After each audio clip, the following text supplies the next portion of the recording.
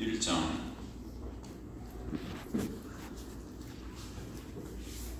16절부터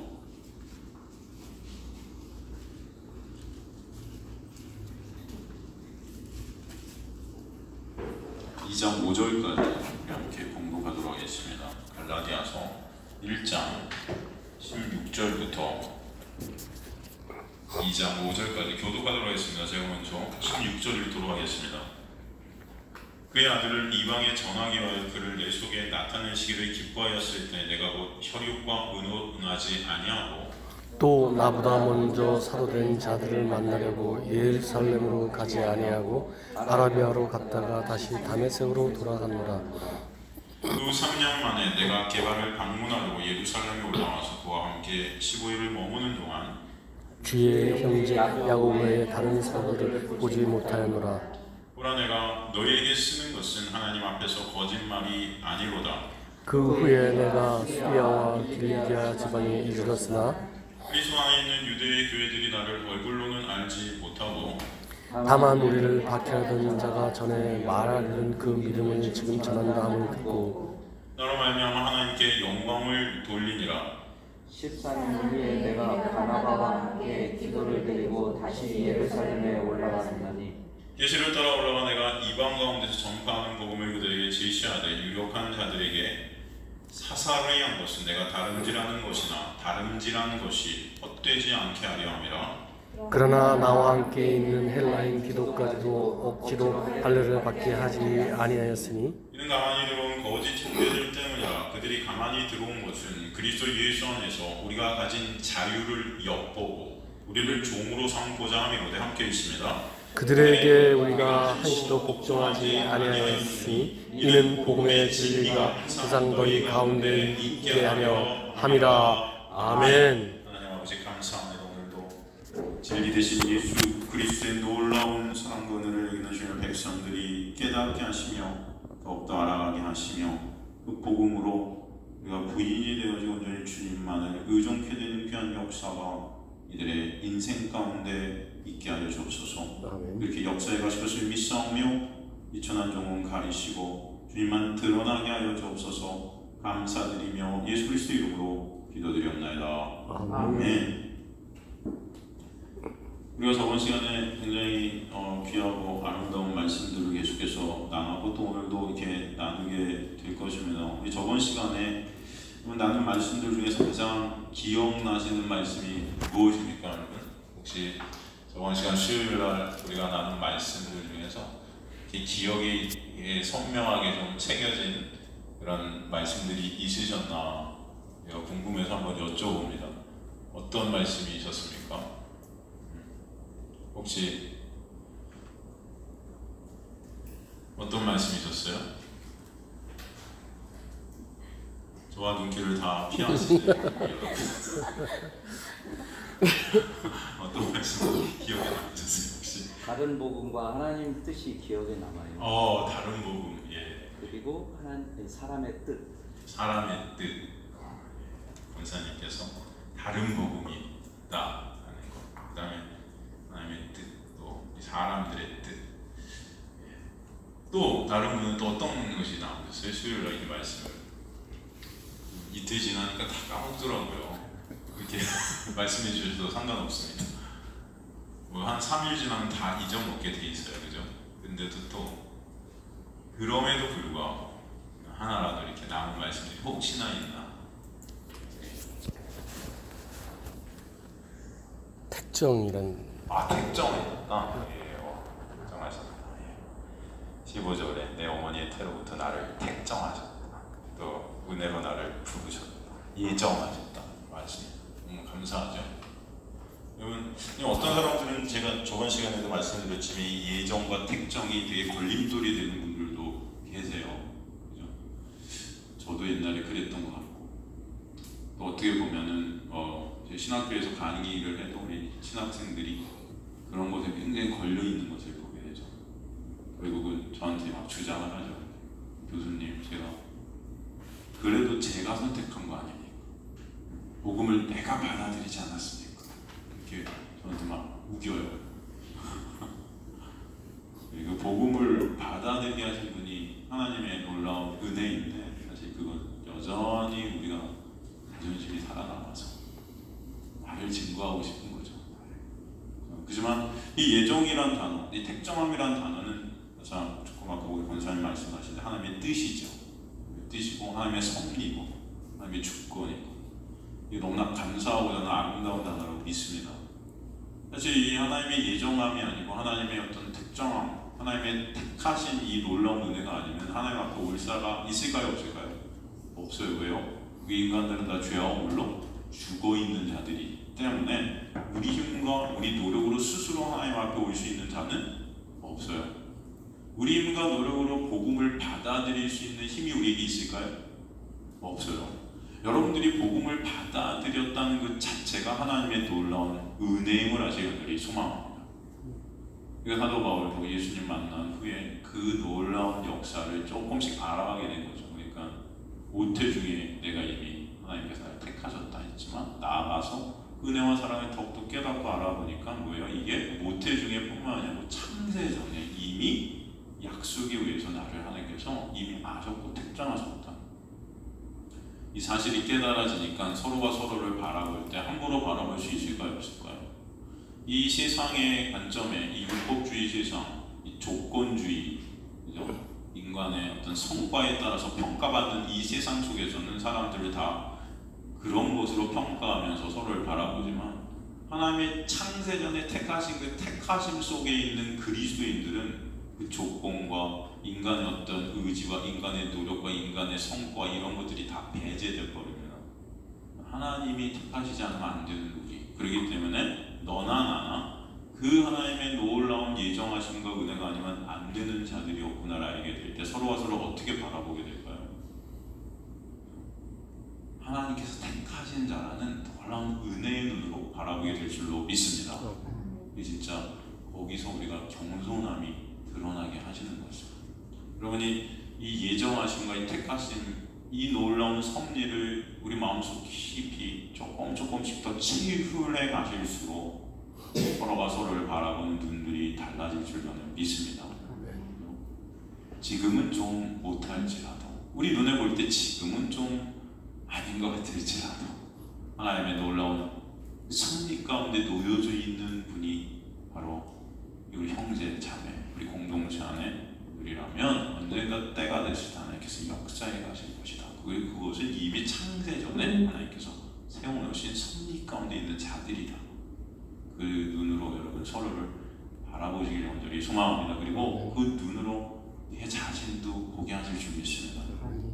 그래서 내 자신을 보는 그 눈이라는 것은 사실은 내 안에 계신 그 섭리 가운데 있게 하신 예수 그리스도의 십자가의 보혈을 또 바라보게 하시는 놀라운 은혜임을 저는 믿습니다. 그래서 이 택정하시고 은혜로 부르셨다는 것이 얼마나 감사하고 이게 하나님의 뜻이었다는 것, 그죠? 그 뜻 가운데 우리가 은혜로 말미암아 하나님 앞에 오게 되었고 서게 되었다. 근데 여기 다른 복음이라는 게 들어와서 다른 복음에는 결국 인간의 행위가 중심이 돼서 말씀을 내가 지켜서 할례를 내가 받아서 내 힘과 노력으로 그것은 이 택정하셨다는 것, 하나님께서 선택하셨고 예정하셨다는 것을 깡그리 무시하는 거예요. 결국 내가 하겠다는 것입니다. 근데 지금 이런 일들이 우리 기독교 안에 계속 자행되고 있는 거죠. 그래서 인간 스스로의 힘을 쌓고 당을 짓고, 그죠? 내가 어제도 그저께나 새벽에 이제 말씀을 묵상하면서 당을 짓는 자들, 그 로마서의 말씀을 여러분과 함께 묵상했죠. 그죠? 그리고 그 대척점에 있는 놀라운 은혜를 구하는 자들, 그 은혜를 구하는 게 영광과 존귀와 썩지 아니함을 구한다, 그죠? 그 영광과 존귀 썩지 아니함을 구하 오래 참으심으로 말미암아 영광과 존귀 썩지 아니함을 구하는 자가 영생이 있고 그것이 진짜 선한 행위다 그랬죠. 그 선한 행위라는 것 자체가 뭐예요? 예수 그리스도만을 의존케 되는 그 행위. 영광과 존귀가 썩지 아니함의 주체는 누구세요? 예수 그리스도. 그분께서 오래 참으셨죠. 그 오래 참았다는 것은 우리 인간이 할 수 없는 참까지 참아주신 그 예수의 은혜에 의해서 우리가 격발되어져서 바로 그 예수만을 붙잡게 되는 그 놀라운 반응들, 이것을 말 하나님의 전적인 은혜다라는 것을 우리가 알게 되는 거죠. 거기에는 바로 택하심이 있다는 것입니다. 예정하심이 있다는 것이죠. 그래서 아포리샤스, 지명하셨다. 이를 갖다 하나님께서 한 사람 한 사람을 콕 찍으셨다. 여러분 그 사실을 잊지 마시길 간절히 소망합니다. 여러분 살다 넘어지실 때도 있고 쓰러지실 때도 있고 고난 중에 계실 때도 있고 아프실 때도 있고 고통이 있을 때도 있고 여러분의 사정들이 힘들 사정들이 다 사람마다 문제가 없는 사람이 다 있어요. 그러나 여러분 이런 모든 것들도 하나님께서 이 택하신 가운데 예정하신 가운데 나를 하나님의 사람으로 만드시는 도구들이구나를 깨달을 때 주님 감사합니다 찬송이 여러분 앞에 있게 될 걸 믿습니다. 너무 감사하지 않습니까? 그래서 지명하셨다는 아포리샤스, 분류하고 따로 떼어놓으셨다. 그리고 이제 16절에 계속해서 설명이 나옵니다. 그의 아들을 이방에 전하기 위해서 그를 내 속에 나타내시기를 기뻐하셨을 때 내가 곧 혈육과 의논하지 아니하고. 이건 사도 바울이 어떻게 또 이 택하심을 받게 됐고 그 택하심 가운데 어떤 일을 행하고 있는지를 우리에게 설명해 주시는데 하나님의 기쁨이 무엇인지를 또 설명해 주세요. 하나님의 기쁨이 처음에 무엇이라고 하시냐면은 그를 내 속에 나타내시는 거예요. 그를 내 속에 나타내시는 거. 나타내신다는 아포칼립사이라는 것은 드러내다, 폭로시키다, 나타내다.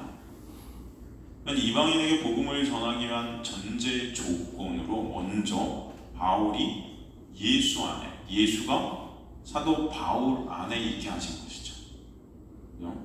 다메섹에서 예수께서 사도 바울에게 나타나신 사건을 갖다가 암시하는 단어가 바로 아포칼립사이라는 나타내시기를.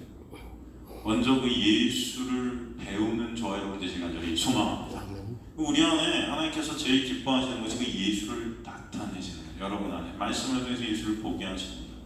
그 은혜를 깨닫게 하시는 것입니다. 여러분 안에 은혜와 사랑이 먼저 깨달아지고 그 예수가 여러분 안에서 나타나지고 드러나지고 보이고 알게 되고 하는 그 모든 그 은혜가 여러분 안에 있게 되길 간절히 소망합니다. 그래서 그를 내 속에 엠모이 내게 나타내셨다. 그 목적이 그 아들을 이방에 전하게 하시기 위해서. 이방이라는 것은 히브리어로 고이인데 이게 하찮은 존재라는 거예요. 하찮은 존재. 그렇지만 주님은 그 하찮은, 우리가 생각할 때 하찮은 존재지만 하나님께서는 이미 그들을 택하신 하나님의 백성으로 보시고 계신 것이죠. 그래서 바울은 이방인들에게 하나님의 아들을 전하도록 하기 위해 택함을 받은 하나님의 그릇이라고 사도행전 9장 15절에 우리에게 증거하지 않습니까? 그러니까 16절 하반절과 17절은 다메섹 도상에서 예수님을 만나 이방인을 위한 사도로 부르심을 받은 후에 바울이 취한 행동을 우리에게 보여주고 있는 것을 알 수 있어요. 그것을 두 가지로 설명합니다. 그러니까 자신의 사도됨이 결코 인본주의적인 것이 아니었다는 것이죠. 인간의 노력이나 의지 또는 사람이나 조직에 의해서 주어진 것이 절대 아니라 오직 하나님에 의해서 주어지게 되었다. 근데 로마서 보면은 사도 바울이 이렇게 사도된 것, 이방인을 위한 사도, 복음을 전하게 된 것, 하나님께서 그를 부르신 것. 근데 로마서 1장 6절인가 7절인가 5절인가 보면은 너희도 또한 그러하다 그러죠? 저와 여러분도 똑같이 바로 하나님께서 우리 안에 먼저 그 예수 그리스도를 드러내시기를 기뻐하신 자들이라는 것을 아직 간절히 소망합니다. 아멘. 그리고 그 놀라운 은혜 가운데 은혜를 또 나누게 하시고 이 세상 가운데 보이게 하시는 거죠. 그래서 첫 번째 설명이 내가 곧 혈육과 의존하지 아니했다. 사도 바울은 부르심을 받은 후 즉시 취한 행동이 무엇이냐면은 혈육과 의존하지 아니했다. 이 혈육이라는 사르키카의 하이마티라는 것은 곧 사람입니다. 사도 바울이 절대 이런 것으로 사람과 의논하지 않았다는 거예요. 온전히 하나님께 맡겼다. 온전히 하나님만 의존하게 하셨다. 의존한다는 헬라어 프로사네 네멘이라는 헬라어는 상의하다예요. 상의하다. 사람과 대화를 통해 어떤 교훈을 얻고자 하지 않았다. 사도 바울은 전적으로 하나님만을 의존하게 되었다. 그래서 이게 하나님의 놀라운 섭리임을 저는 믿습니다. 저는 오늘 삶 가운데 어떤 사건들이 딱 터졌을 때 하나님만을 바라보게 된다면 이것이 하나님의 놀라운 역사임을 하시길 간절히 소망합니다. 아멘. 난 이런 사건은 했는데 내가 하나님만 의존하고 있어. 이게 내 자랑이 아니고 하나님의 은혜라는 거예요. 하나님의 은혜.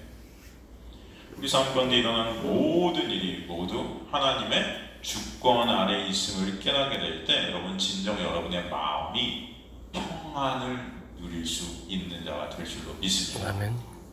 이것을 내 힘과 내 노력으로 하려 하기 때문에 이게 불안한 거예요. 여러분, 하나님께서 택하신 하나님의 백성들의 삶은요, 주님 뜻 가운데 주님께서 역사해 가세요. 그러니까 여러분 맨날 그럼 맨날 아무것도 할 거 없이 집에서 잠만 자면 되겠네요. 이런 답을 제가 듣고 싶은 것이 아니라 여러분 삶 가운데 힘듦이 있고 어려움이 있고 고통이 있고 고난이 있을 때가 있어요. 그러나 하나님 택하신 주님의 백성들에게 다가오는 그 모든 것들은 진정 하나님의 자녀 되기 위한 하나님의 놀라운 성도로 만들어 하시는 그 거룩을 향해 하나님께서 이끌어 가시는 도구들임을 아시잖아요. 거룩이라는 것은 뭐라고 했죠? 곧 예수 안에 거하는 게 거룩이죠. 그러니까 우리가 예수만을 붙잡게 하시는 은혜가 여러분에게 있게 하시는 게 여러분의 삶을 통해서. 그래서 여러분 너무 힘들고 어려울 때 학대하지 마세요. 자신들을 좀. 제가 이렇게 만나서 보면 굉장히 학대하는 경우가 우리 자신들. 다 똑같아요. 저도 어렵고 여러분도 어렵고 누구나 다 어려워요. 저도 문제가 있고 여러분도 문제가 있고 누구나 다 문제들이 있어요. 나만 이런 문제가 있는 건 아닌가? 왜 나만 이러니까? 아니에요, 여러분. 그러면 종교개혁을 일으킨 사람이 누구죠? 마틴 루터 아니에요? 마틴 루터가 여러분 무슨 환자였는지 아세요? 그가 정신병이 있었는데 어떤 정신병을 앓고 있었죠? 그가? 우울증이 있었어요. 우울증. 강박증. 마틴 루터가 그랬다니까요. 여러분 할 말 다 했죠? 저도 우울할 때가 있을까요? 없을까요? 있죠. 목사님은 우울하면 안 되죠. 언제나 항상 기뻐하셔야죠. 우울하기 때문에 기쁜 거예요, 여러분. 그걸 하셔야 여러분 제가 우울할 때가 있어요. 근데 우울해야 예수 안에서 기쁨이 뭔지를 아는 거예요. 그래서 항상 기뻐하라는 것은 뭐라고 하죠? 예수 안에 있는 기쁨이라고 그랬죠, 여러분? 예수 안에서 항상 기뻐하는 거예요. 하지만 예수 안에 있는 우리들도 이 세상 속에서 우울할 때가 있어요, 없어요? 있는 거예요. 아니 여러분, 옆에 있는 형제 자매가 아프고 어렵고 슬프고 한데 여러분 항상 기뻐요? 미쳤습니까? 내가 신방을 가고 우리 성도님과 얘기하다가 성도가 앞에서 아파해요. 근데 저는 항상 기뻐요. 이런 말도 안 되는 목사가 있나? 이게 그렇죠, 여러분? 그게 말이 돼요? 아니에요, 여러분. 성도가 아프고 우리 형제 자매가 앞에서 힘들고 어려우면 저도 똑같이 힘들고 어려울 수 있는 거죠. 이게 전이 되고 이게 느껴지고 이게 감사한 거 아니에요, 어떻게 보면. 여러분 옆에 있는 형제 자매들이 힘들고 내가 힘들고 여러분이 힘들고 다 우리는 이 어둠의 세상 속에서 참 힘듦이라는 것을 느끼면서 살아요. 그렇지 않습니까? 먹고 사는 게 힘들지 않습니까, 여러분? 매 순간 살얼음을 걷는 듯한 우리의 모습들 있잖아요. 이렇게 사업하시고 하시는 우리 권사님 이렇게 보면 얼마나 힘들고 얼마나 어려울까. 가정 가운데도 여러 가지 문제들이 매 순간. 그러나 그 그리스도인들에게는 하나님께서 그 모든 것을 통해 합력하여 선을 이루어 가신다. 그것을 잊지 마시는 것을 소망합니다. 아멘. 그래서 하나님의 주권 안에 있음을 우리가 정말 체육하고 깨닫게 하시도록 하나님께서 여러분을 이 어둠 속에서 자꾸 연단시켜 가시는 거예요. 이럼에도 불구하고 이런 어려움과 이런 고통이 있음에도 불구하고 내가 지금 하나님의 손 안에 있기 때문에 그 모든 것들을 놓게 하시고 모든 것들을 통해서 하나님을 더욱더 바라보게 하시는 은혜구나. 그럼 그것들을 꼭 잊지 마세요. 너무나 감사한 거예요. 그래서 예수 안에서 우리는 마음의 평강을 누리는 자들이고, 진정 예수라는 안식 안에서 안식하는 자들이 저와 여러분을 믿으시길 간절히 소망합니다. 아멘. 그래서 이 자리에서 여러분 이 말씀을 통해서 진정 이런 안식이 여러분 안에 깃드시기를 전 간절히 소망합니다. 그래서 이 조직, 이 교회 이런 것들을 제가 많이 이렇게 생각하고 묵상할 때가 있습니다. 이 조직이라는 거, 이 교회라는 이 틀이라는 게 중요하지 않아요. 중요한 건 여러분 한 사람 한 사람이 교회예요. 그래서 여러분 한 사람 한 사람이 누구 안에 있는 거? 예수 안에 있는 거. 이게 진짜 가장 소중한 거예요. 가장 소중한 거예요. 그 사실 여러분 잊지 마세요. 잊지 마세요. 그래서 이 사도 바울에게 하나님께서 먼저 기쁨이 되셨다는 것은 그 안에 예수 그리스도를 나타내신 거예요. 나타내신 거예요. 빌립보서에도 여러분 나오지 않습니까? 빌립보서에 제가 몇 번이나 설명드렸지만 한번 찾아볼까요? 빌립보서 1장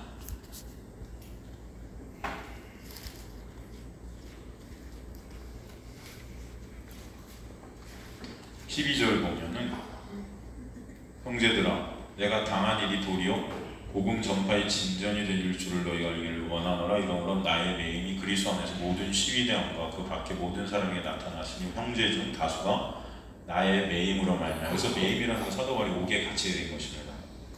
주 안에서 신뢰함으로 겁없이 하나님의 말씀을 더욱 담대히 전하게 되었느니라. 옥에 딱 갇혔더니 이제 시기와 질투 뭐 이런 것들 뭐 여러 가지 분쟁, 투기 뭐 이런 것들을 할 텐가 사도 바울을 미워해서 자기들의 사람을 만들려 했는지 어쩌려는지 복음을 전했다는 거예요. 어떤 이들은 투기와 분쟁으로, 어떤 이들은 착한 뜻으로 그리스도를 전파하나니 이들은 내가 복음을 변증하기 위해 세우심을 받은 줄 알고 사랑을 하나 그들은 나의 매임에 괴로움을 더하게 할 줄로 생각하여 순수하지 못하게 다툼으로 그리스도를 전파하느니라. 그러면 무엇이냐? 거칠애로 하나 참으로 하나 무슨 방도로 하든지 전파되는 것은 그리스도니 이로써 나는 기뻐하고 또한 기뻐하리라. 이것이 너희의 강구와 예수 그리스도 성령의 도우심으로 나를 구원에 이르게 할 줄 아는 고로.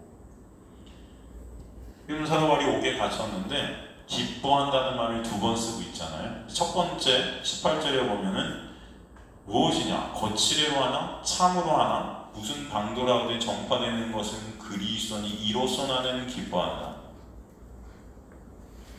나를 갖다 괴롭게 하려고 예수님을 전하는 그 전함이든 진짜 착한 마음으로 예수님을 전하는 그 전함이든 여하튼 예수 그리스도가 전파되기 때문에 나는 기쁘다. 이 사도 바울의 마음이죠. 이 첫 번째 기뻐한다. 그런데 18절에 보면 또한 기뻐하리라 그러죠. 거기서 두 번째 또한의 기뻐하리라는 것은 어디 걸려요? 그 다음 19절에 걸려요. 첫 번째 기뻐하려는 그 전에 사도 바울이 옥에 갇혔음에도 기뻐할 수 있는 이유가 첫 번째 이유가 예수 그리스도가 전파되어지기 때문에 기쁘다. 근데 두 번째 또한 기뻐하려의 기쁘다는 19절 이것이 너희의 간과 예수 그리스도의 성령의 도우심으로 나를 구원에 이르게 할 줄 아는 거로 기쁘다. 이런 고난 고난 가운데 있는 거 아닙니까? 여러분 옥에 갇히면은 어떠시겠어요? 마음이 좋으시겠어요? 옥에 갇히면? 요즘 제가 옥에 갇히면 좋으시겠어요? 말씀 전하다가 예수님 말씀 전하다가 옥에 갇히는 사건이 벌어지면 좋겠습니까? 여러분 스스로 어떠시죠? 힘들겠죠? 어렵겠죠? 고난 가운데 있는 거예요. 그런데 기뻐해요. 첫 번째 기쁨은 예수가 전해지기 때문에 두 번째 기쁨은 이 고난, 이 고통을 통해서도 뭐예요? 이것을 이용해서 하나님 도구로 쓰셔서 나의 구원을 이루게 하시기 때문에 그 은혜가 여러분에게도 있다는 것을 잊지 마시기 간절히 소망합니다. 하나님께서는 모든 고난, 어려움, 문제들 하나님 택하신 백성들, 하나님의 택하신 자녀들에게 일어나는 그 모든 것들을 합력해서 구원이죠. 그 선이라는 것은 구원의 역사를 이뤄가게 하시는 거예요. 여러분 그것을 잊지 마시길 간절히 소망합니다. 그렇기 때문에 지금 사도 바울, 이 사도 바울이 바로 이 하나님의 종으로 살아가며 이 하나님의 복음을 전하면서 겪게 된 그 많은 것들을 통해서 사도 바울은 항상 주님 안에서 안식하는 자가 되도록 이끌림을 받고 있다는 것을 보게 된다는 것이죠. 17절 또 나보다 먼저 사도된 자들을 만나러 예루살렘에 가지 아니하고 아라비아로 갔다가 다시 다메섹으로 돌아간다라. 이 내가 곧 혈육과 의논하지 아니하고의 부연 설명입니다. 그가 사람과 상의하지 않았다는 것은 곧 자신보다 먼저 사도된 사람들, 곧 예루살렘에 있는 베드로나 주의 형제 야고보 같은 사람을 만나지 않았다는 거예요. 그래서 나보다란 헬라어 프로에모는 지위의 상위 개념이 아닌 시간의 개념으로 쓰였습니다. 그러니까 먼저 사도된 예수님의 제자들도 그는 찾아가지 않았다. 그러니까 주님만 바라보게 하시고 이 사도가 사도된 것이 하나님의 온전한 역사이고 하나님의 온전한 은혜이고 하나님의 온전한 섭리 가운데만 있다라는 것을 증거하는 것입니다. 사도권을. 그래서 오직 나는 아라비아로 갔다가 다시 다메섹으로 돌아간노라. 아라비아는 앞서 말한 예루살렘이라는 곳이랑 반대 개념입니다. 아라비아는 어디냐면 광야예요. 광야. 예루살렘이라는 율법의 어떤 진원지, 율법의 아주 뭐라고 그러죠? 아주 율법으로 꽁꽁 뭉친 그 예루살렘, 이 예루살렘이 상징하는 것이 그런 것이죠. 그 밖의 장소. 그래서 예수가 성문 밖에서 고난을 받으시는 겁니다. 율법에 의해서. 예수라는 자유 안에 거하는 장소. 사도행전은 보면 그래서 교회를 광야라고 하잖아요. 광야 교회 이렇게 나오죠. 광야에 우리가 있다는 것은 누구만 바라보게 하시려는 하나님의 은혜입니까? 예수 그리스도만 바라보게 하시려는 하나님의 은혜임을 여러분 아시는 들이 소망하고, 인간적으로 볼 때, 육적으로 볼 때는 광야는 어떤 곳이에요? 외롭죠. 고독하죠. 안 그렇습니까? 여러분 혼자 광야에 사막 같은 곳에 딱 있다고 생각해보세요. 제가 예전에 미국에서 LA에서 저 라스베가스를 관통하는 그 사막지대를 통과한 적이 있는데 진짜 불빛 하나 없더라고요. 밤에 정말 꼼꼼해요. 근데 정말 여기 내가 혼자 딱 있다 할 때 참 무서울 것 같아요. 그죠? 아무것도 없는 방에 혼자 딱 있다 그런 곳에 정말 무서울 것 같고 정말 고독하게 정말 죽을 것 같을 것 같아요. 근데 거기 지금 사도 바울을 하나님께서 인도에 가신 것입니다. 광야로. 그것이 뭐예요? 내 육이 부인되게 하시는 것이죠. 내 육이 원하는 것을 할 수 없는 것이 광야예요. 그래서 여러분 육이 원하는 것들을 할 수 없는 것이 광야. 내 자아가 삭제되어지는 것이 광야예요. 그런 곳이 어디라는 거예요? 교회. 이 교회에서 여러분 말씀을 통해서 하나님께서는 계속 내 육과 내 자아가 삭제되어지는 놀라운 은혜를 경험케 하실 줄 믿습니다. 우리의 이 실존이 여기서 드러나게 하시고 발각되어지고, 아, 내가 바로 십자가에서 죽어야 될 죄인임이 깨달아져서 그런 나로 십자가에 달리신 예수 그리스도만을 바라보게 하시는 이 광야 교회, 이 교회가 그런 광야 되기를 간절히 소망합니다. 그래서 여러분 이곳에서 사람을 의존하는 분들이 아니라 진정 예수만을 바라보시는, 예수님만을 의존케 되는 한 분 한 분이 진정 광야 교회 되시길 간절히 소망합니다. 광야 교회. 그렇죠? 그래서 주님께서는 저와 여러분, 주님께서 택하신 자들, 주님께서 선택하신 자들을 광야로 옮겨가십니다. 사도 바울이 많은 사람에게 도움을 청할 수도 있었습니다. 또 먼저 된 사도들에게 가서 의논할 수도 있어요. 야, 나에게 이런 일들이 지금 있어. 어떻게 할까?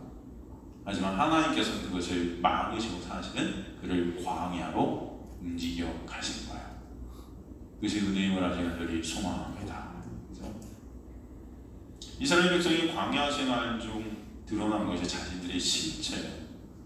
그래서 우리의 실체를 또 보게 하시죠. 하나님의 놀라운 은혜의 공급하심, 그 만나를 계속 공급하시면서 내가 신이 된 우리는 불평, 불만만 쏟아낼 수밖에 없는 자의 모습임을 보게 하시는 게 광야입니다.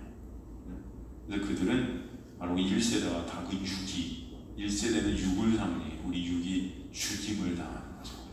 그리고 진정 새롭게 태어난 2세대, 영의 사람들로 부활하신 예수와 함께 부활한 자들로 가나안이란 천국에 들여가시게 하시는 거예요. 이 교회를 통해서 주님께서 그런 역사를 여러분이 있게 되게 간절히 소망합니다. 근데 이 교회가 반대로 거꾸로 간다면 이게 문제죠. 사도 바울이 지금 갈라디아주의 다른 복음이라는 것은 바로 그런 것들을 말하는 거예요. 예수 그리스도의 십자가의 보혈에 공로만을 의존하게 돼 육이 삭제된 우리가 내가 부인되어지고 예수만 드러나고 예수만 붙잡게 되는 우리가 되어야 되는데 내 행위, 말씀 지킴, 할례, 율법과 할례는 동일한 겁니다.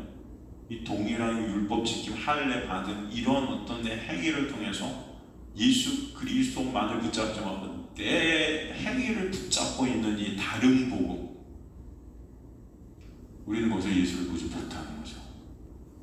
주님께서는 그러나 이 진짜 교회로 여러분을 만들어 가실 때 바로 이런 역사들을 벌이게 하실 줄 믿습니다.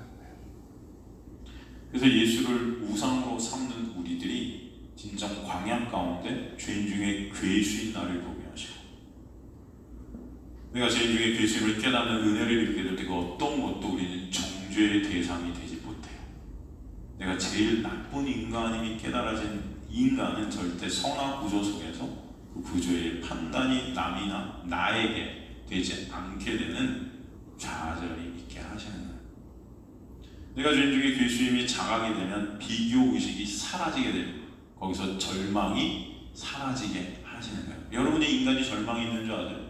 비교 의식 때문에 계속 남과 나를 갖다 차별을 짓습니다. 내 행위로, 율법으로 계속 남과 나를 비교하면서 차별을 줘요. 내가 쟤보다 어떻게든 더 잘나오고 싶은, 거기서 절망이 오게 되는 절망이에요. 그런데 광야에서 예수 그리스도의 놀라운 은혜로 내가 죄인 중에 괴수임이 깨달아지는 그런 자리로 우리가 삭제되어질 때 비교의식이 사라지는 놀라운 은혜가 있게 하시는 거예요. 그럴 때 누가 누구를 비교하고, 여러분 그런 비교의식이 사라질 때 여러분 그 안에 진정한 안식이 있게 하세요. 안식이. 이게 그런데 기적이에요. 이런 역사는 우리 인생 가운데 잊지 못할 기적입니다. 그래서 여러분 하나님께서 그것을 끌고 가시는 거예요. 결국 여러분의 육이 죽을 때가 있어요. 그 죽음을 통과해서 진정 하나님만을 붙잡는 천국 백성들이 되게 하실 그 날이 오게 하실 줄 믿습니다. 계속 그 자리까지 여러분이 끌고 가시는 거예요. 그게 여러분 은혜예요. 그러니까 잘 견디시기를 소망합니다. 때때로 너무 죽고 싶을 때가 있어요. 이 은혜예요. 사실 너무 죽고 싶어요. 이 땅의 것들이 끊어지는 그 아픔, 그때 진정 소망이 소망되게 하십니다. 인간은 내가 챙긴 그 의, 내가 챙긴 그 행위로 쌓은 영광 가운데 남과 나를 끊임없이 비교해 가는데 거기서 절망과 정죄가 일어납니다. 그것을 지옥이라고 하는 거예요. 내가 죄인 중 가장 나쁜 죄인임이 깨달아지게 되면 바로 선악 판단이라는 율법이 사라지는 상태가 이르게 되는 것이 바로 천국이라는 것이죠. 그러게 아라비아, 즉 광야 교회로 우리를 이끄셔서 내가 어떤 자임을 폭로시켜 가지고 이 육을 삭제시켜 가시는 것입니다. 그러므로 예수의 십자가의 보혈 안에서 그 은혜의 차별이 없음을 깨닫게 하시고 예수 안에서 자유가 무엇인지를 경험케 하시는 줄 믿습니다. 예수만 바라보게 하실 때 여러분 절망이라는 것, 두려움이라는 것, 정죄라는 것 사라지는 거예요. 그래서 오직 그리스도 예수 안에 있는 자에게는 결코 정죄함이 없다니. 그 은혜가 여러분에게 흐르게 하시는 것이에요. 그 은혜가 여러분에게 흐르게 하실 줄 믿습니다. 그래서 우리 원래 설교 끝나고 여러분과 이 찬송을 부르려고 갖고 왔는데 광야를 지나 아직 안 끝났어요. 설교. 오늘 이렇게 일찍 끝나나 하고 수경이 놀라는 것 같아. 아니 오늘 이렇게 일찍 끝나지? 지혜 너무 좋아하네. 오늘 설교가 이렇게 일찍 끝나요, 목사님? 이제 설교 오늘 일찍 끝나니까 그러면 너무 다들 좋아하다가 그래요. 안 믿는다 이제. 내가 설교 일찍 끝난다고 하는 날 더 길게 한대요. 청개구리 같은 목사님이잖아. 속으로. 하여튼 이 광야를 지나면 가사가 참 잘 쓴 것 같아요. 여러분 이 찬양 이렇게 부르시면서 그걸 느끼세요? 잘 써졌다. 이 가사가 왜 나를 깊은 어둠 속에 홀로 두시는지, 어두운 마음은 왜 그리 길었는지, 나를 고독하게, 나를 낮아지게 세상 어디도 기댈 곳이 없게 하셨네. 세상적으로 보면 이거 굉장히 안 된 가사 아닙니까? 세상 사람들이 이런 사람들을 불쌍하게 생각할 거예요. 그렇지 않아요? 여러분 어떠세요? 여러분 이러세요? 이런 분들 계세요 지금? 상태가 이러신 분은 유진자매 그래요? 상태가 지금? 아니 고개로 많이 대하고 있어서 엄마가 혹시 못 살게 우리가 광야에 서 있네. 주님만 내 도움 되시고 주님만 내 빛 되시는, 주님만 내 친구 되시는 광야. 주님 손 놓고는 단 하루도 살 수 없는 곳 광야. 그럼 주님 손 놓고 살 수 있으세요? 단 하루도 살 수 없다는데 이 사람은. 난 주님 손 놓고도 살 수 있어. 왜? 통장에 돈이 많아. 주님 손 놓고도 나는 가능해. 왜? 내 능력이 뛰어나. 이 땅에 내가 목숨만 건강히만 지켜주시면 나는 뭐든지 할 수 있을 것 같아. 주님 손 놓고도 잘 먹고 잘 살 수 있을 것 같아. 난 주님 손 놓고도 이 친구들이 빵빵해. 능력자들이야. 내가 힘들면 다 도와줄 거야. 우리가 이렇게 붙들고 있는 이 세상 속에 많은 것들이 있어요. 그죠? 여러분 다 그렇죠? 솔직히 가장 어렵고 힘들 때마다 이렇게 딱 떠오르는 게 여러분 예수님이세요? 가장 힘들 때 딱 떠오르는 게 예수님이세요? 아니면 돈이세요? 내가 지금 갖고 있는 게 뭐지? 이렇게 떠오를 때 뭐세요 여러분? 여러분 교회라도 힘이 있으면 도와줄 텐데 아니 이놈의 교회는 한 시간에 얼마씩 이거 빌렸으니 목사님을 보니까 영 나보다 더 가난해 보이고 뭐 이런 거 아니에요 여러분? 어떻게 해요? 주님만 내 도움 되시고 주님만 내 빛 되시는, 주님만 내 친구 되시는 광야. 주님 손 놓고는 단 하루도 살 수 없는 것 광야. 이 세상 사람들이 눈을 보면 참 한심하고 미친 짓인데 여러분이 이 가사를 읽으면서 주님 맞네요. 그런 고백들이 있게 되기를 오늘이 소망합니다. 맞아요 주님. 저는 이 세상 것들이 끊어지더라도 주님 손 놓고는 단 하루도 살 수 없는 자 되기를 소망합니다. 좀 그런 소망이 우리 안에 있으면 얼마나 좋을까 하는 생각들이 들 때가 있습니다. 여전히 세상 것들을 바라보는 저의 모습을 볼 때가 참 많아요. 우리 교회가 사람들이 한 2만 명 모이면 얼마나 나의 존재감이 커질까. 근데 그게 진짜 행복할까요? 그런 생각을 또 해요. 그게 진짜 행복할까요? 진짜 행복한 게 뭘까? 주님 손 놓고는 단 하루도 살 수 없는 나. 이게 가장 행복한 것임을 저는 점점 조금씩 좀 알게 하시는 것 같아요. 조금씩. 이 세상에서 내가 갖고 있던 것들을 끊어내시는 그것이 이게 은혜구나라는 것을 조금씩 더 알게 하시는 것 같아요. 여러분들도 그럴 거예요. 여러분 마음대로 안 되잖아요. 어떤 분은 저한테 와서 그런 말들 해요. 쟤를 보면은 나보다 분명히 못났는데 쟤는 승승장구하고 왜 나는 요 모양 요 꼴인지 모르겠다. 쟤는 나보다 가진 것도 없고 능력도 없고 근데 왜 쟤는 저렇게 잘 나가는데 나는 왜 이러냐. 하나님 못됐다. 그런 하나님 믿기가 싫다. 저한테 그런 고백들을 하신 우리 성도님들이 계세요. 그러면 어떻게 생각하세요? 그런 생각 드실 때 있어요, 없어요? 있죠. 있으시죠? 저도 그래요.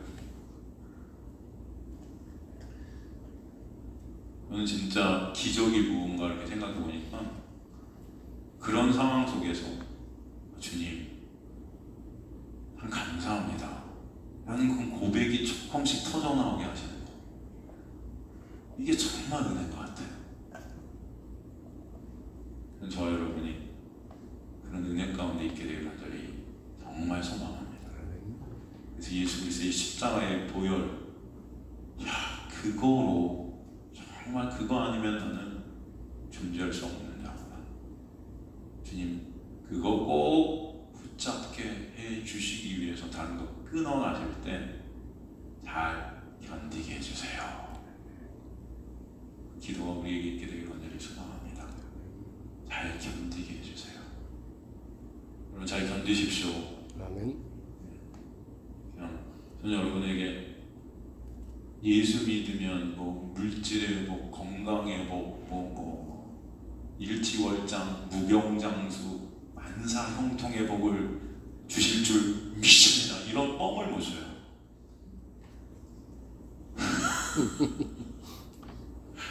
그래서 여기 성도님들이 없는 것 같아요. 이런 뻥을 좀 쳐드려야 와 그래 예수님 믿으면 내가 만사형통하게 될 거야 막 그럴 텐데, 근데 진짜 복이 여러분, 예수님 아니면 전 단 하루도 존재할 수 없네요. 이거 깨닫는 게 진짜 복이에요. 감히 여러분에게 말씀드립니다.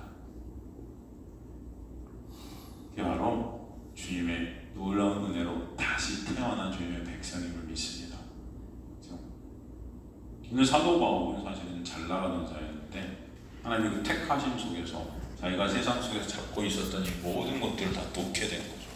어떻게 보면. 그래서 그렇게 승승장구하던 잘 나가던 자, 관원이었고 젊은 나이 가말리엘라는 어떻게 보면 이스라엘 최고의 석가 사도 바울도 얼마나 똑똑했던 잘 나가던 자입니까, 여러분? 근데 그게 다 끊어지는 거예요. 예수님을 만난 게 다 끊어지는 거예요. 그리고 간 곳은 광야예요. 여러분 여기뿐만이 아니라 나중에 보면 사도 바울 또 예루살렘 가면 또 배척당하고 유대인들에게 배척당하고 또 예수님 믿는 그리스도인들에게도 배척당하고, 아주 이거는 중간에서 어디도 갈 수 없는 자가 돼서 결국 간 곳이 다소 아닙니까? 고향. 사도 바울이 고향 와서 여러분 뭐 했습니까? 금을 기고 있어요. 하루 종일 알바하면서 근근히 먹고 사는 거예요. 제가 그런 말씀 드렸잖아요. 일주일 왔으면 뭐 사람들이 그래 휴가 왔나 보다 생각할 수도 있는데 일주일도 아니고 한 달도 아니고 1년도 아니고 무려 10몇 년이죠? 13년인가? 맨날 금을 흘기면서 밤에는 말씀 공부해. 미친놈. 근데 얼마나 손가락질하고 비웃었을까요? 때가 돼서 바나바가 가서 이제 공동 목회하자고 안디옥에서 불러냈지만 그때까지 그 수많은 세월, 여러분 한번 생각해보세요. 그 잘 나가던 자가, 예? 그 광야. 근데 사도 바울은 그날 하나님께서 그 광야 속에서 예수 그리스도가 아니면 안 되는 자기 자신을 보게 하시고 사역 중에 어떤 고난 중에서도 이것이 하나님의 은혜라는 것을 매 순간 조금씩 더 체육해 하셔서 나의 나된 것이 하나님의 은혜임이라는 고백 속에서 십자가만을 자랑케 하시고 십자가만을 증거케 하시고 십자가만을 붙들게 하시는 거죠. 전 저와 여러분이 그 자리에 있었으면 좋겠습니다. 안타까울 때가 많아요. 안타까울 때가.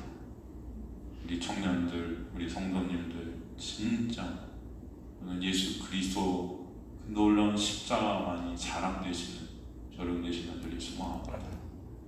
이 세상이 돈으로 움직여가지고 돈 앞에서 우리는 다 맥을 못 추는 자들이 돼버렸어요.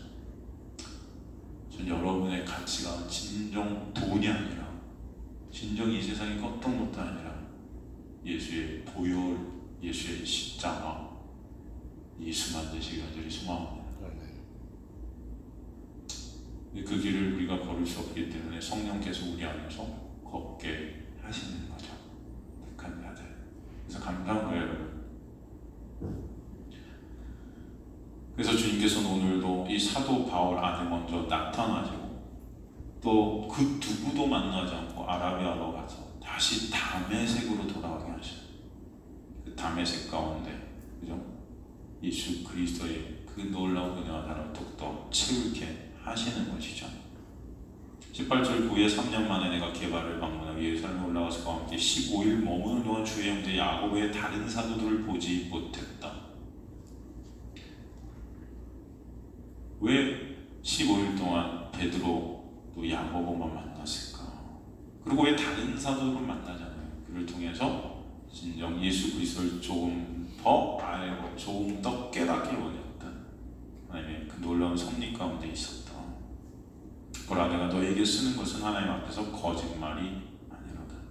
하나님 앞에서란 헬라어, 바로 그만큼 이것이 진리다. 오직 이 모든 것이 하나님의 주권이다.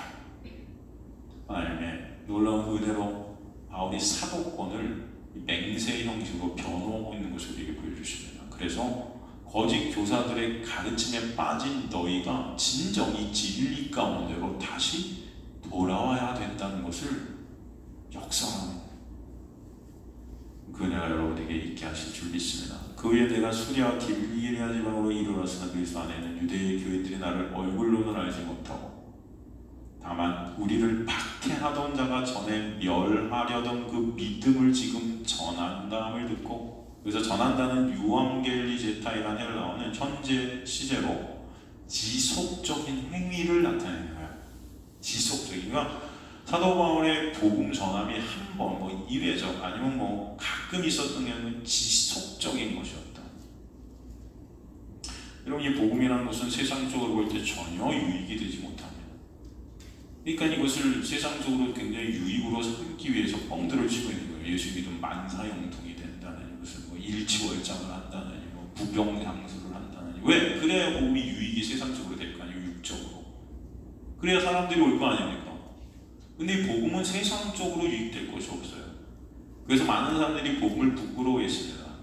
그 사도 바울 로마서 1장 16절, 나는 복음을 부끄러워하지 않는다, 이렇게 역설적으로 표현한 거예요. 왜? 이 세상은, 세상의 유익이 조금도 되지 않는 이 복음을 부끄러워하기 때문에. 그러나 나는 이 복음을 사랑한다는 거예요. 죽어 있었던 날 살리신 놀라운 은혜이기 때문에. 근데 세상은 그걸 깨닫지 못한다는 거죠.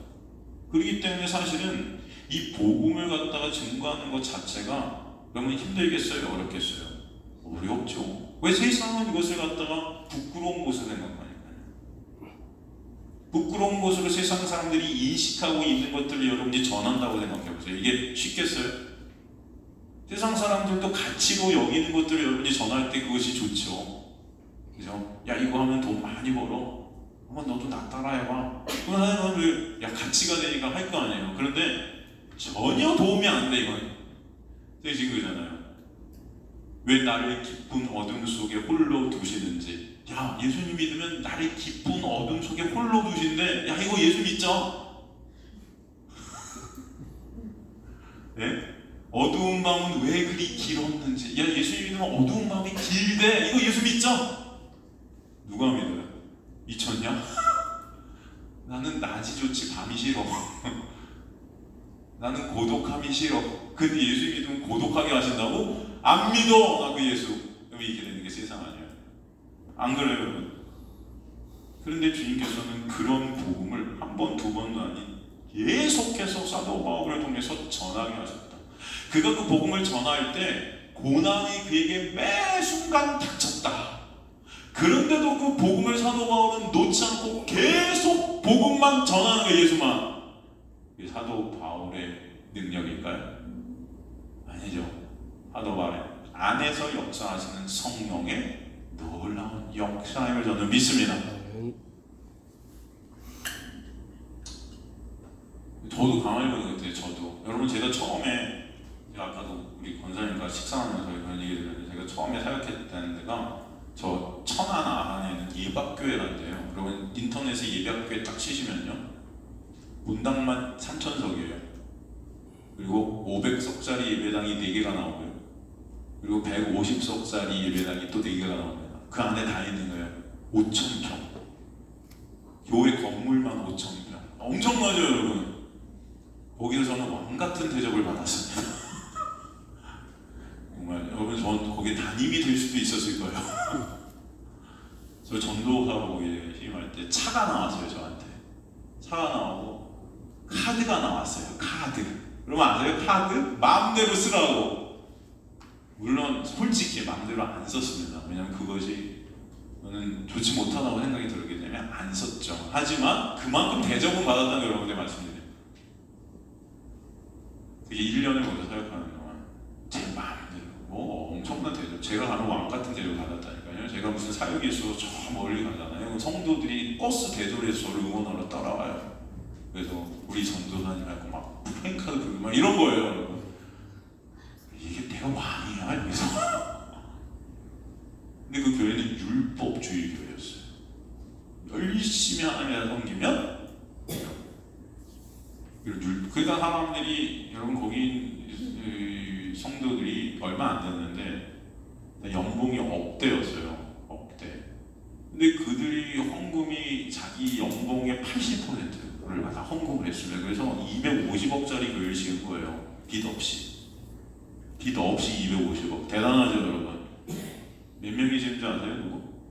40명이. 40명이 250억짜리 교회를 빚 없이 지었다. 이거 신문에 날 일이에요. 그 사람들이 지금 갖고 있는 땅이 한 6만 평 이상 될걸요. 곳곳에 몇천 평씩 갖고 있는 땅인데 다 그 땅의 가격이 어마어마해요. 제가 거기서 포도농사도 접었다니까요. 그럼 제가 왜 나왔겠습니까? 그런 왕 같은 대접을 받았음에도 율법주의이기 때문에. 계속 있었으면 저는 더 많은 부를 축적했을 거죠. 왜 나왔겠어요? 율법주의는 아니니까. 예수 그리스도만이 가치 되셔야 되는 거예요. 인간의 힘과 노력이 가치가 되는 교회가 아닌 거죠. 여러분 이해가 되십니까? 그 싸움. 물론 거기 계속 있어도 됐어요. 거기 담임 목사님이 이제 사촌 형님인데 친척이 저 하나예요. 다 혈육이. 그렇기 때문에 제가 저를 거기 부른 거였어요. 나올 때 굉장히 힘들었습니다. 다 놓고 나와야 되니까 그 대접들. 근데도 제가 나온 것이 아니고 하나님의 놀라운 은혜가 저를 나오게 하시고 처음부터 다시 또 출발해요. 점점 광야 가운데로 이끌어가시고 점점 힘든 가운데로 이끌어가시고 개척해 하시고 또 그런 놀라운 은혜 가운데로 저를 이끌어가셔서 3년을 지내게 하시고 또 이곳으로 오게 하시고 이 모든 것이 하나님의 섭리임을 저는 믿습니다. 여러분 그래서 저도 그런 유혹들이 계속 있는 거예요. 제가 지금 이런 말씀을 왜 드리냐면 여러분 세상 가운데 돈, 명예, 권력 이런 유혹들이 여러분 계속 있어요. 하나님께서 여러분을 예수 그리스도가 아니면 안 되는 자들로 그런 모든 것들을 도구로 삼으셔서 점점 치우게 하실 줄 믿습니다. 그런 자들이 그리스도인인 거예요. 그래서 사도 바울이 이런 고난 속에서도 복음을 이렇게 계속 현재 진행형으로 전했다는 것은 하나님의 놀라운 주권 가운데 그가 있었다는 것을 우리에게 보여주시는 거예요. 그래서 나의 나름의 하나님의 은혜라는 것을 우리에게 설명해 주시는 것입니다.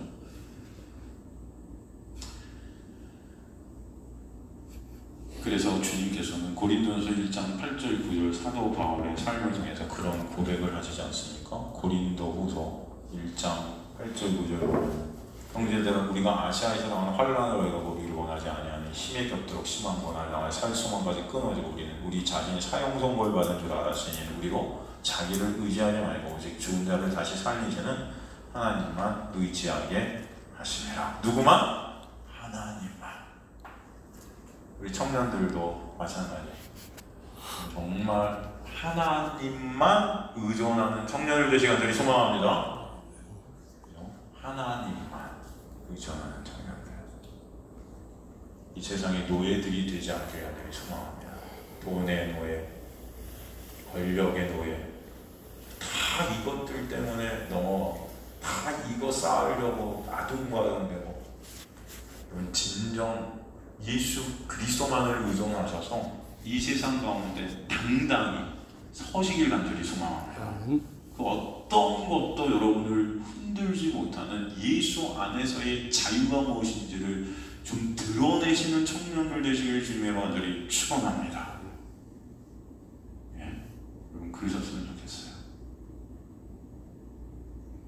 나로 말미암아 하나님께 영광을 돌리리라. 누구로 돌리나? 나로 말미암아. 잘 나가던 나를 광야 가운데로 꺾어가셔서 예수 그리스도만 드러나게 하시는 그 예수의 도구로 쓰여지는 그 나로 하나님만 홀로 영광 받아 주옵소서.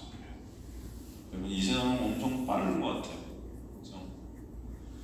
우리 남자 권사님들 다 뭐 40대처럼 젊어 보이지만 다 벌써 60대로 접어드시는 아닌가요? 50대인가요? 죄송해요. 40대로 보이지. 권사님, 유로 권사님 빼고.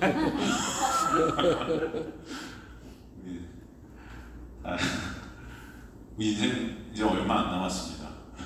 청년들이 뭐 그런 생각 안 들겠지만, 여러분 진정 예수 그리스도만 알고 의존하시는 하나님의 백성들 되시기를 소망합니다.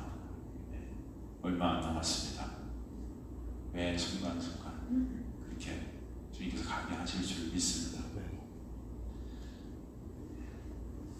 2장부터 다음 주에 하겠습니다. 2장, 오늘 사실 2장이 굉장히 중요해서 제가 2장을 굉장히 많이 준비했습니다. 율법에 대해서, 할례에 대해서 많이 준비했는데 사실 시간이 많이 갔네요. 제 사람을 여러분에게 너무 많이 얘기 드린 것 같은데, 우리 같이 광야를 지나며 찬송 돌아가겠습니다.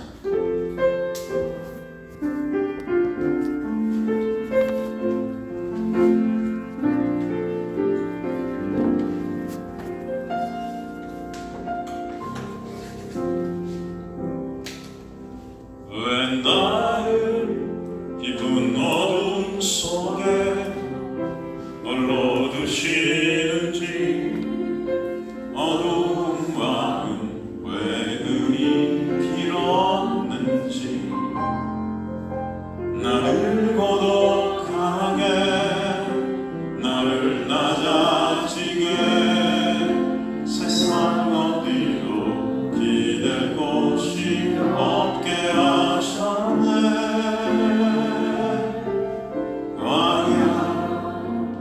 광야에 서 있네.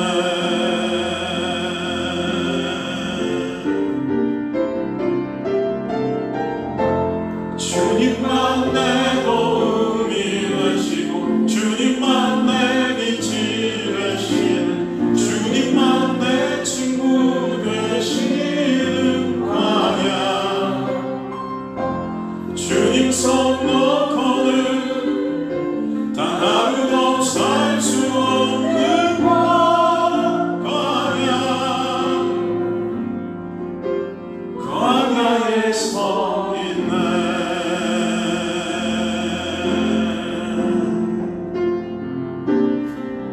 왜 나를 깊은 어둠 속에 홀로 두시는지, 어두운 마음 왜 그리 길어